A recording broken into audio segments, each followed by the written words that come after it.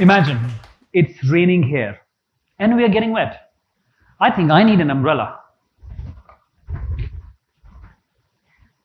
Oh, it's not working. I'm still getting wet. But what's the problem? Umbrella is not doing what it's supposed to do. I think rain is the problem. Is rain the problem? Tell me. Is rain the problem? No. Then why I'm still getting wet? What's the problem? Can anyone tell me what's the problem? Oh, this one? You want me to open this? Are you sure? Okay. Whoa, okay, nice. Oh, awesome. Now I'm not getting wet, guys. Oh, this umbrella here is metaphor for something that we all have, but we don't know how to use it. Our mind. Our mind is a gateway to success. And I've been researching about our mind for a few years now. I wanted to understand what exactly it is, how we can lead it to success, and more importantly, how we can use our mind to live an extraordinary life on an everyday basis. Now, over the years, I have progressed from just reading books to taking online classes, to learning physically with the top industry experts, to doing mindset-related master certifications, and then actually testing my own brain and thought patterns, and then using these techniques in my life. And now I'm on a mission to help thousands and millions of people to live an extraordinary life using these techniques. Now, using these techniques, I have come along from failing my high school and college classes to actually working with the top investment banking in the world, UBS Financials, earning $200,000 at the age of 23, driving a BMW convertible, being an entrepreneur, and being founder of multiple successful companies, and then being featured on national television multiple times, to winning the very prestigious Philip Kotler Award, and standing here today on TED platform. I have used these techniques and my mind to build my life. But it was not always like that. Back in high school, there comes a time, and I'm sure most of you can relate to it. There comes a time when suddenly everybody around you starts asking you one question. What do you want to do in life? Right? Relatable? Well, and you really don't understand what the fuss is all about. But this question kept coming at you again and again. So I was no different, of course. So what I did, initially, I avoided that question, like we all do, right? And then I actually started answering that question to somebody who wanted to listen. So for example, if somebody wanted me to be an engineer, I would say, oh yeah, I want to be an engineer. If somebody wanted me to be a doctor, I would say, oh yeah, I want to be a doctor. But deep down, I had no idea what I'm going to do in my life. So this went on for the entire high school. And at the end of high school, I thought probably I'm going to get freedom from this question. But boy, I was wrong. This question came back again with double the intensity. Oh, you are in college now. You better plan your life. These are the most critical years of your life. And I was like, really? Didn't you say that when I was in high school? But you know what I've realized? Sooner or later, you have to go on a date with devil. Well, devil here is this question. So I said, okay, let me answer this question. So I grabbed a pen, got my notebook, went to my room, locked myself. I said, I'm going to answer this question. And I wrote down the very first line, I want to be successful. And then 4 hours of intense brainstorming, I came out with that notebook with still one line written on it. I want to be successful. Well, I was pretty happy with it, guys. I mean, it was a good start for me. So my next mission was to figure out how to be successful. So I read a book about how to be successful. Now this book said the number one key to success is to be passionate. I said, that makes sense. I mean, I should find something that I'm passionate about. So I tried technology, computers, something I was studying at that time. I tried teaching, something I loved. I also tried music. But I could not figure out something that I'm overly passionate about. I mean, I was interested in most of the things. And I was pretty decent with all of the things. So the strategy of selecting one passion didn't work for me. But then, I'm a curious person. So I read another book. Now this book said, leave passion. It's not easy to find. I said, yes, absolutely. Now this book said the number one key to success is goal setting. I said, yeah, that's a wise advice. Right, goal setting, I should have my goals. So I sat down, wrote all my goals, and now I'm thinking all my goals will come true. But about a month later, I got 2 failing grades in my 3rd semester of engineering. So the strategy of just writing your goals didn't work for me. But then I read another book. Now this book said, leave goal setting, leave passion. The number 1 key to success is never give up. And I said, yes, this is exactly what I'm doing. Like even after failing my college grades, I'm not giving up on this question, how to be successful. But then I read this book with enthusiasm, and I read, and I read, and I read. And the book said nothing after that. So it didn't work. Well, this went on for a few years. And I read about top entrepreneurs, highly successful people, industrialists, athletes. And one thing kept coming again and again. And the number 1 key to success that I found out was a mindset. What I've realized, success is no accident. Living a great life is no accident. If you truly want to build a successful life, we need to train our mind for success. But hey, isn't our mind the most complex thing, right? I mean, all the top doctors and researchers are still not sure. But then I found very interesting things in my research. And I created a 3-step model on how to train your mind and live a successful life. And I'm going to share with you. So how many of you have heard the name Michael Phelps, the famous swimmer? Right, so in case, if you're not very sure about his career achievements, let me tell you. He is the most successful and most decorated Olympian in the history of the game. He has won 28 Olympic medals, including 8 gold medals in one single Olympics. 8 gold medals.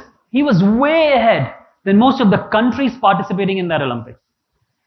This is mind-boggling, don't you think? How can one man dominate the biggest and most respected sporting event in the world? So I was curious. I wanted to understand what's going on. And I found one interview where Michael Phelps mentioned his number 1 strategy for success. He said it was his mental game or mindset. Yeah.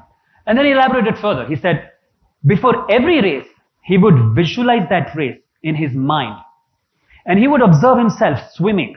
He would see his body movements, swimming. He would see himself in the pool. Sometimes he would imagine himself sitting in the stand, watching him over. Sometimes he will see what can go right, what can go wrong, and how he would tackle all those wrong things. So, in short, he trained his mind hundreds of times, even before going to the actual race. And he did it very vividly. So he would observe the smell of chlorine, water dripping from his body, his suit, everything very vividly. But why?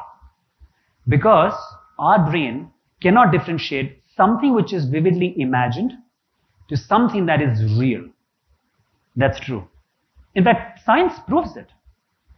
In one of the very interesting studies, researchers took a group of people and they divided them into 2 groups, Group A and Group B. Now, Group A people were asked to play piano. So they were given physical piano and they were asked to play piano for 2 hours every day for 5 days. Group B, on the other hand, was asked to do the same thing, play piano for 2 hours for 5 days. But in their mind, they were not given a physical piano, just in their mind. So they did a brain research and brain activity mapping every single day after the practice for 5 days. And here are the statistics about their brain scan for every day. Now the top row there is basically people who did physical training. And the second row there is basically people who did mental training. Can you see the striking similarities between the 2 brain activities? What this research concluded is mental practice develops the same brain activity as your physical practice. Now this is truly remarkable, truly remarkable. Can you understand the depth of this? That means we can imagine and we can train our mind for success even before happening the event.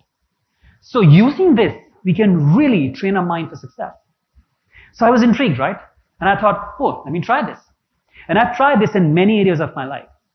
Like one time in 2018, I was trying to lose weight, right? Yeah, I mean, there comes a time. So I was slightly overweight.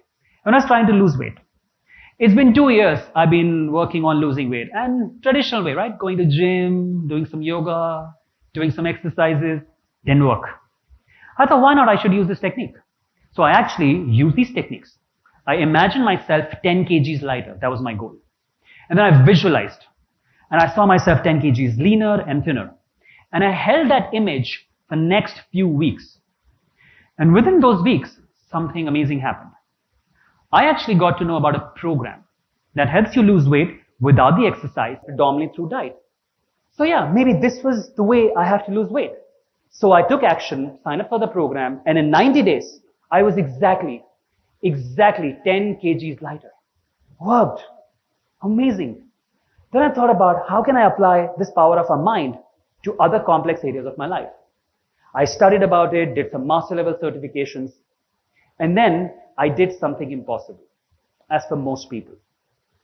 I actually cured my thyroid problem that I've been facing from last 4 years, from 2014 to 2018. And it was not a very good time for me. And every time I would go to the doctor, I would ask him one question: how can I get rid of my thyroid medication? So the first year they were kind enough. They said, yeah, we're trying, we'll do it. But after first year, they said, not going to happen. It's impossible. You have to keep taking this medication through your life. But then I applied these strategies of my mind. And within a few weeks, I was able to cure my hypothyroidism. And till this date, I don't take any medications and my thyroid functioning is absolutely normal. Now this was mind-blowing for me. Mind-blowing. Like our mind has so much power, it can help you succeed your goals, it can help you cure these diseases. And I was mesmerized by all the possibilities our mind holds.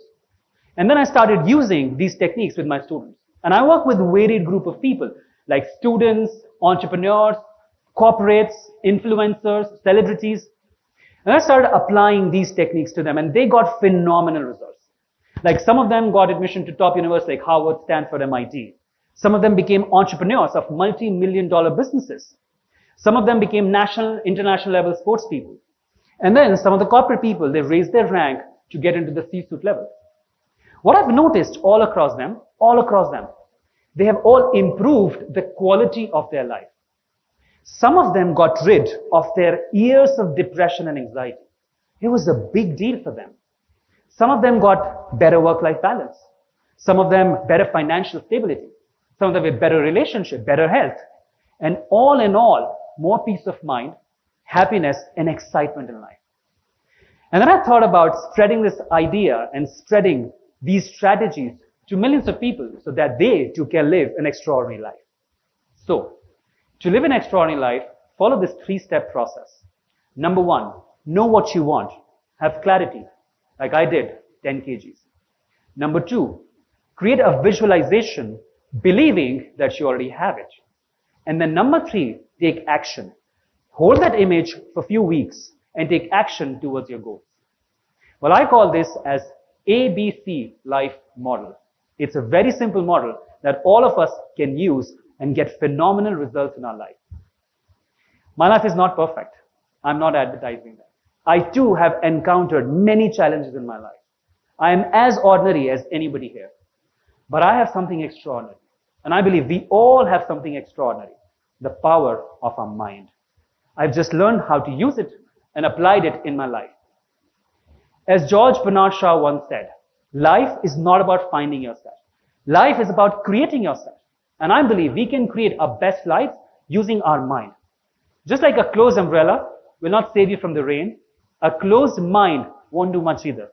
It's time to open your mind and unlock the possibilities. Thank you so much.